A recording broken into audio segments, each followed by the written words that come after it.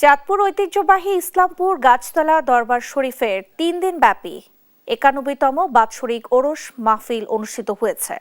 শনিবার ফজরের নামাজের পর আখিরি মুনাজাতের মধ্য দিয়ে শেষ হয় মাহফিল।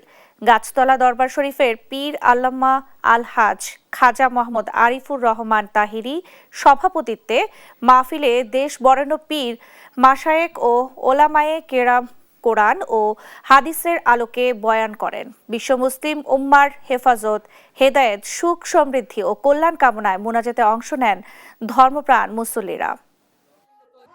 আমরা মাজার জিয়ারতের পক্ষে, তোমরা মাজার জিয়ারতের বিরুদ্ধে বলো, তোমরা মাজারের বিরুদ্ধে বলো ভাঙ্গো, আর মন্দিরে যাও। এটা কোন হাদিসে আছে?